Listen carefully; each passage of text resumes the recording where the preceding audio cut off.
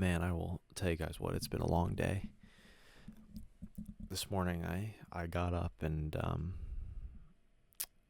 I got ready, and then I had classes this morning, and those ran till past noon, and then I lifted weights, and then I went home and I shoved some food down my throat, and then I went to work, and then after work I went to second work, and then I came home and I ate dinner, and here we are. I was going to record these yesterday, but I didn't have time yesterday because it's been a busy week. It's just for spring break here, so we're approaching we're having midterms, or we had midterms now. So it's been a long week, and it's been a busy day. Thursday is always a killer because I almost always have work and school, so it's always a little bit challenging. But I am here. I am relaxed. I got my sweats on. I got my tea. I've been on a tea kick lately. I'm trying to ditch the energy drinks, and I have been very much enjoying it. So anyway, I have sat down here to talk to you guys today, and I want to talk about the concept of being a dramatic example. This is something that has been on my mind for a long time. And I've always had thoughts floating around in my head about it, so I wanted to sit down and talk to you today. And again, this has been a busy day, so forgive me if I'm not as coherent as I would be normally. Not that I'm always super coherent, but cut me a little bit of slack today. So I think I first came across this idea of being a dramatic example when I heard it spoken in The Dark Knight, the movie it was Batman Begins, so the first in the Dark Knight trilogy. There's a great line in that movie where Batman or Bruce Wayne is talking to Alfred right after he has been. I'm not going to go through the whole plot of the movie. I don't need to explain that. Anyway, he's talking to Alfred, and he says he's coming up sort of with the idea of Batman. He says to Alfred this great line that has just resonated with me ever since I first heard it, which is, people need dramatic examples to shake them out of their apathy. People need dramatic examples to shake them out of apathy. And for whatever reason, that has just stuck with me for years and years. I don't know when I even first heard it.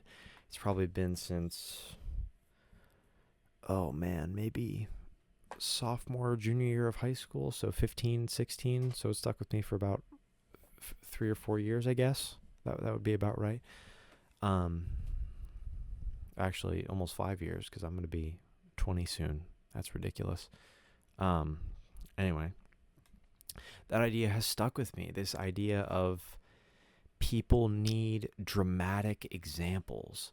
And it took me a long time to figure out what that looked like and what that meant, and what it meant to me, and how I utilize that piece of wisdom. I mean, just what a profound idea that is. People are, in times of depression, and times of loneliness, and times of all sorts of negative emotions that are widespread, and this is a trend you see throughout history, through different nations, through different time periods, and people are generally apathetic. There's this idea of they need a dramatic example of principle, a dramatic example of belief, of hope, of faith in ideas and principles and all of these things. And that's what shakes them out of their apathy. And man, I've spent so much time dwelling on that because I think it's really true. I think it's a true statement, because I have seen, as I have gotten fit ever since when did I really start getting my act together? That would have been maybe junior year of high school for me. I really started getting my act together.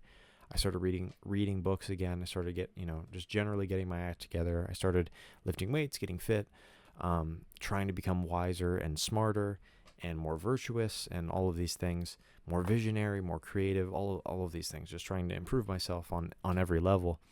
And it took a long time, but especially with fitness, when I was learning to be fit and I was teaching myself to be disciplined and all of these things, that idea really inspired me of being a dramatic example.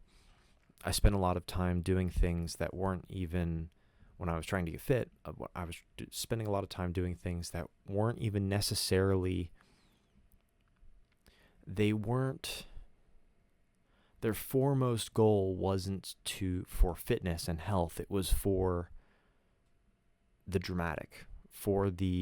dramatic embodiment of the principles that I believed in. And at the time, that was the number one thing, was discipline for me.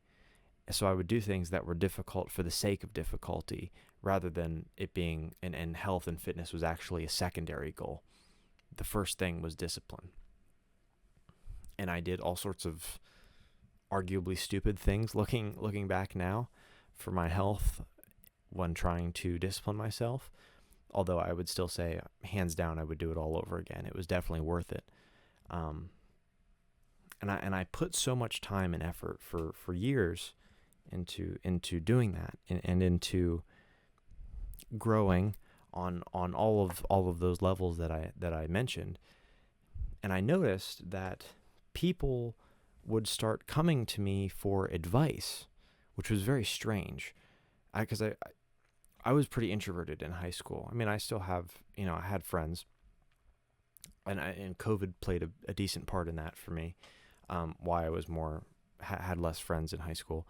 But I did have friends, but people that I barely knew, and people that I hadn't talked to in years, and maybe had seen on social media some of the things I had been doing and stuff like that, they would just reach out to me and ask for advice, often about fitness, but sometimes about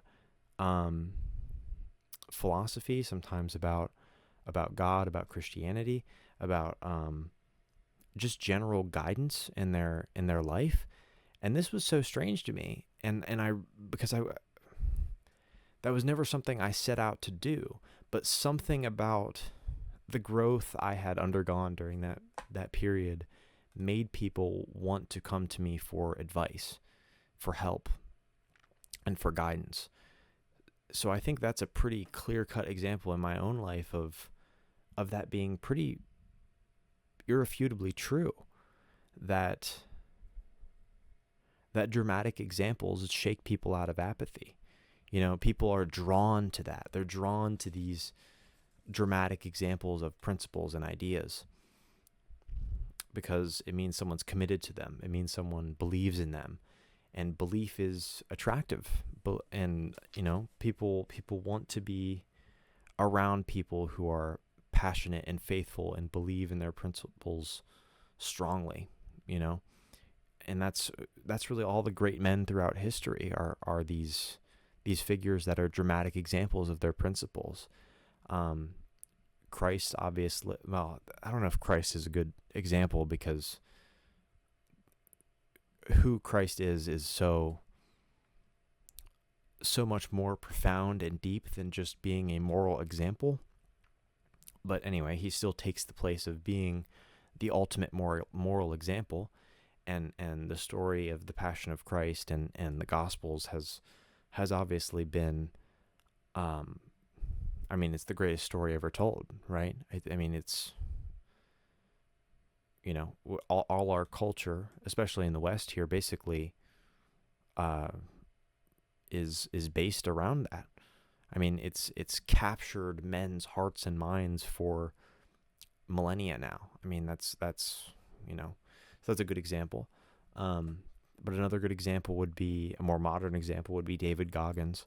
He's been, fairly influential for me, and it was especially when I was growing during that period and time of discipline in my life.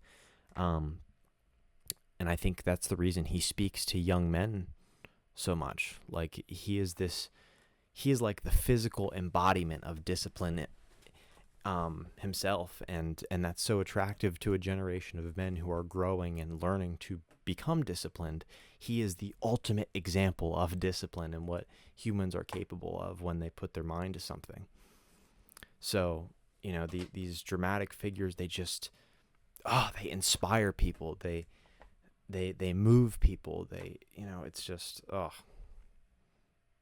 So yeah, I mean, any great man, any great woman you can name throughout history, Gandhi, Martin Luther King Jr., you can go down the list of all the great figures in history. Almost all of them, in some respect, act as a dramatic example of the principles that they believe in.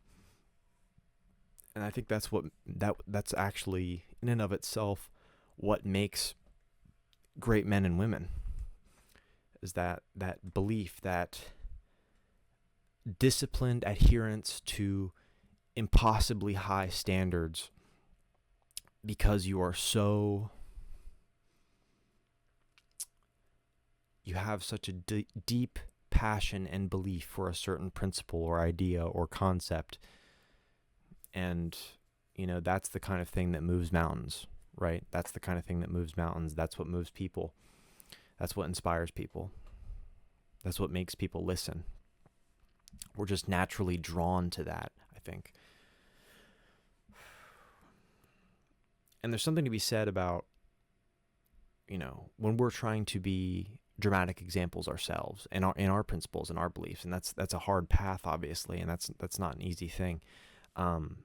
Sometimes that means placing the dramatic above the optimal.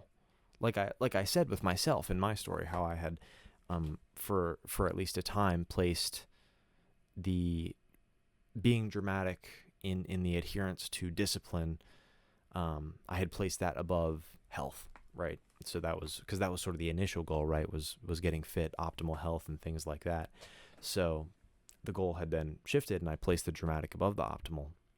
And if our goal as people is to be dramatic examples of our principles, which I think we should in some regard, I don't think it's necessarily the foremost thing to aim for.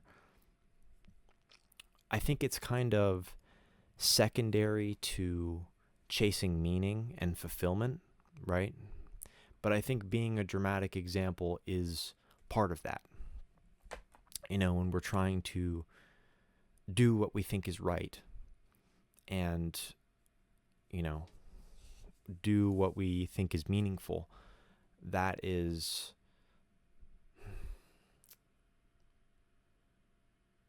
when we're trying to do what we think is right and we're trying to do what we think is meaningful, there are times in that struggle where we will be challenged right down to our very core. And when we face those options, we have the choice. When we face those moments where we're challenged, our principles are challenged to the fullest degree, through any number of means. And obviously you can think of that however you want for whatever principle you're talking about. You have the option to bend a knee and to surrender your principles, or you can stand strong. And standing strong in the face of the greatest challenge is, by definition, being a dramatic example, right? I mean, being dramatic isn't always flashy, although I know that's what we kind of think of when we're thinking of being dramatic. It's more about intensity than it is about flashiness. Getting up at 5 a.m. every morning and running 5 miles, that's intense and flashy, right? But,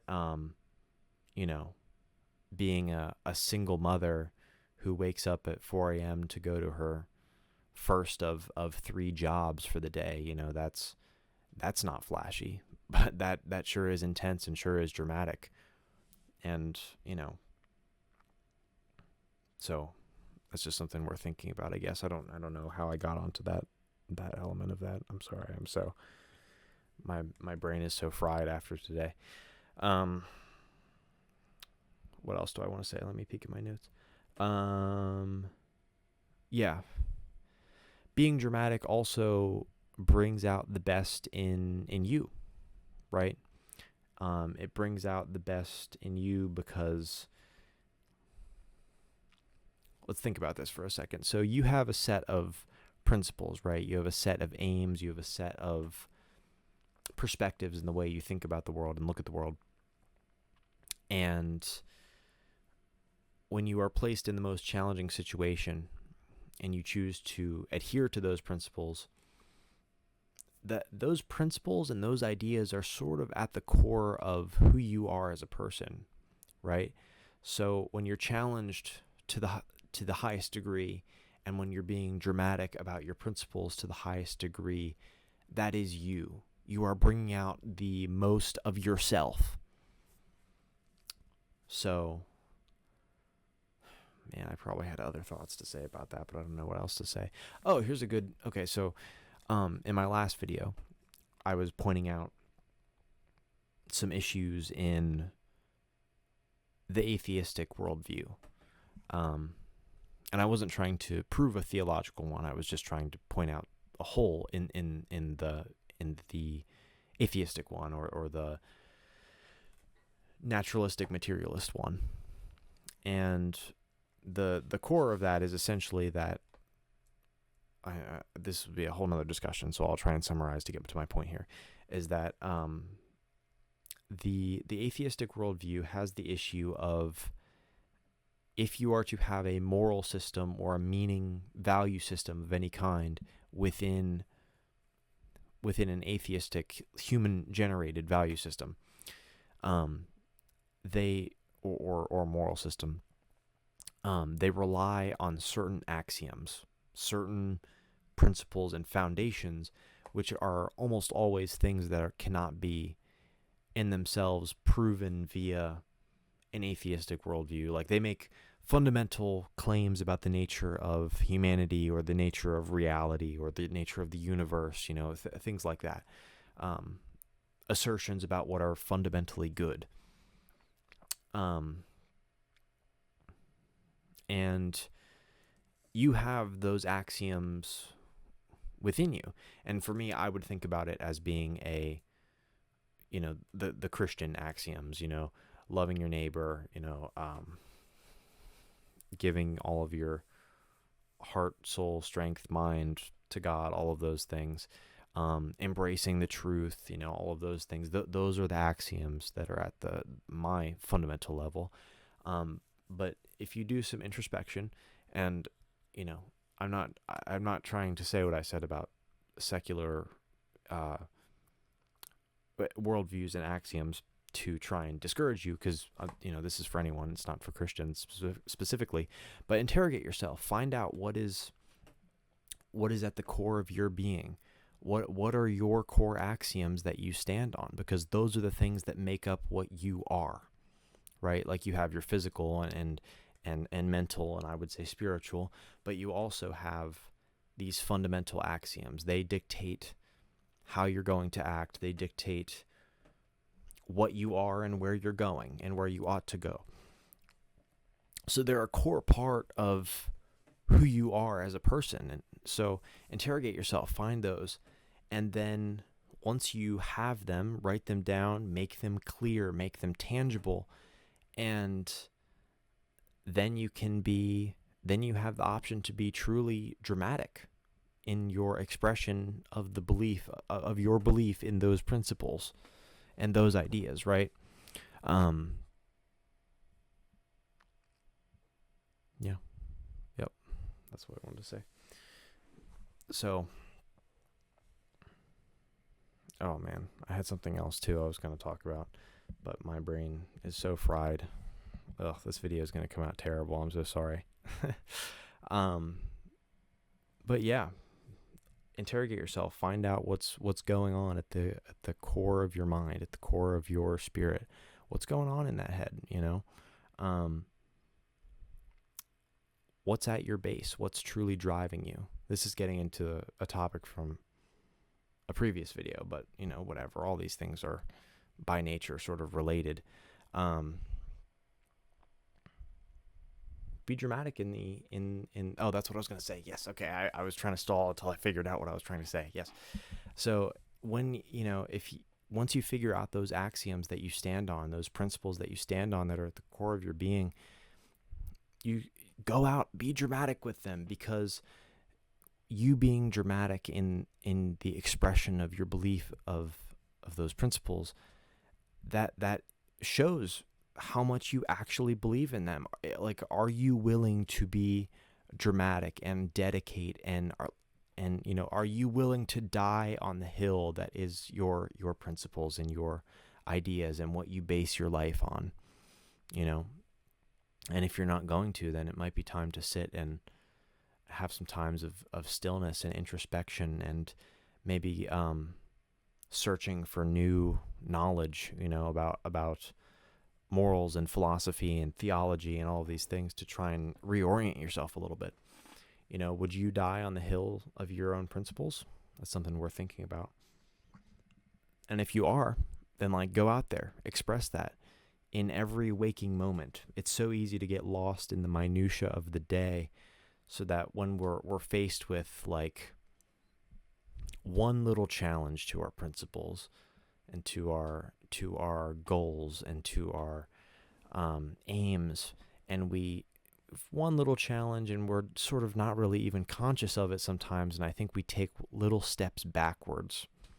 It's like, I'm very committed to honesty, to real honesty, but sometimes maybe I'm at work or something, and maybe I'm telling a story and I want to spice it up a little bit, and I don't even think about it, and I tell a little white lie involved in the story to make it, to spice it up and make it more interesting. And that's not good, and it's something we don't really even think about when we are faced with those little temptations to take little steps back from our principles and our goals and our aims and our desires and our perspectives. And we have to be really cautious about those. We have to be really aware of those moments. I wasn't planning on talking about that, so I haven't thought that through super rigorously. There's probably a more practical way of going about that, or a more applicable way of thinking about that and getting to the bottom of that. So I'd have to think about that more to give you a good answer on how to do that, like a step-by-step tangible way of doing that. But one strategy, I remember reading about this, I want to say maybe this was Jordan Peterson. I can't remember. It might have been from somebody else. I think it was Jordan though. He talked about, and I think this will go right off my example with honesty, is that he literally kept a notebook with him and walked around throughout the week and recorded every single instance of him saying, so every time he said something that he knew was not true, he noted it, and literally noted it down. And that helped him become more aware of when he was saying things that weren't true. So I think, just that constant monitoring, I think, of our actions, and constantly engaging with our perspectives and worldviews and things like that is important when we're trying to adhere to them and be dramatic about them. So be cautious, be careful, monitor yourself carefully, and really, go out there, be dramatic in your principles, inspire people. Do you believe in your principles? Do you believe in your ideas? Be dramatic in them. Go out, express them to the world, showcase your passion. So this video has already gone on for way too long. So I think I will close it out now, because I don't want to record anymore and then have to edit it. And also I don't know what else I would add at this point. I am very tired. I'm going to finish my tea, edit this, and go to bed. So I hope you all have had a great week, and I pray blessings upon you, and I will see you next week. Bye.